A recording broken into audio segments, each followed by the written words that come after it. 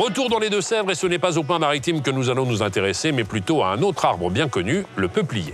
En France, on le cultive depuis plus de 400 ans. Nous en sommes même le premier pays producteur européen.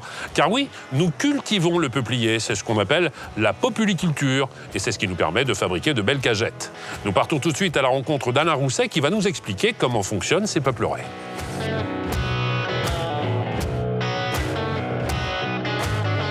Bonjour Alain. Bonjour. Vous allez bien? Très bien, merci. Super. Dites-moi, ce qui saute aux yeux, c'est le côté rectiligne de la plantation. Quand on plante du peuplier, il faut avoir le compas dans l'œil. Ouais. Le pépiniériste, quand il arrive, il a ses jalons, il a son cordeau. Ouais. Et c'est aligné, effectivement, dans tous les sens. Alors, expliquez-moi un petit peu comment ça se passe. Est-ce que c'est une graine qu'on met dans le sol et puis le peuplier va pousser tout seul? Ou est-ce qu'on démarre de quelque chose d'un peu plus... Ça, c'est la spécificité du peuplier. Ouais. On plante ce qu'on appelle un plançon. C'est une grande bouture, c'est un plant sans racines. Alors le plançon, il fait 5-6 mètres de haut et on le met en terre, donc sur une profondeur de 1 mètre. Il va refaire ses racines par lui-même. Il va refaire ses racines par lui-même. Le peuplier, dès qu'une branche, ou même le tronc touche le sol, il émet naturellement des racines.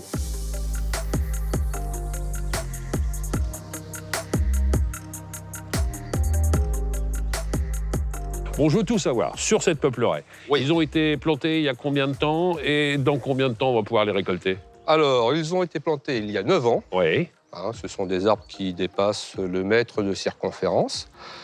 Et on va dire que dans 5-6 ans, éventuellement, ils pourront être coupés. C'est une croissance assez rapide. Le peuplier a une croissance assez rapide. Généralement, on peut les couper à l'âge de 16, 18 ans, 20 ans dans les moins bons terrains, et parfois 14 ans dans les meilleurs terrains. Cet arbre-là, on va l'utiliser pour fabriquer de l'emballage bois. Oui. Qu'on appelle l'emballage bois léger, Oui. plus ou moins. Oui. Ce sont quoi les qualités du peuplier? D'abord, c'est sa couleur, il est bien blanc. Après, le peuplier, il est souple, il peut se plier, il peut se rainurer, il peut s'agrafer. Donc, les qualités qui sont parfaites pour faire de l'emballage léger. Si j'ai bien tout compris, c'est-à-dire qu'on va exploiter les 7-8 mètres au départ du tronc jusqu'à la hauteur de l'arbre. Ouais. Ça, ce sera pour de l'emballage léger. Qu'est-ce qu'on va faire du reste? Alors là, le reste, on voit que le peuplier, il a des couronnes de branches. Oui. Et entre les couronnes de branches, on peut encore récupérer du bois sans nœud.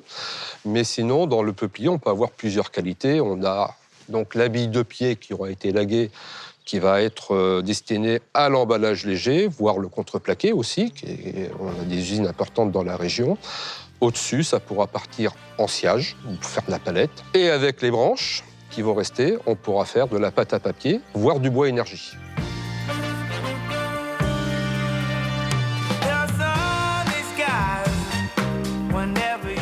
J'ai évoqué avec d'autres intervenants tout à l'heure le fait que l'emballage bois était l'emballage du futur. Est-ce qu'on a suffisamment de matière pour répondre à la demande? Tout dépendra de la demande des industries, mais globalement, le stock de bois sur pied risque d'être déficient. Il va falloir planter vite et davantage? Alors là, on incite vraiment les propriétaires à planter et à replanter, en sachant que quand on plante aujourd'hui, la réponse, elle sera dans 16-18 ans. Merci beaucoup Alain de nous avoir éclairé sur ce sujet.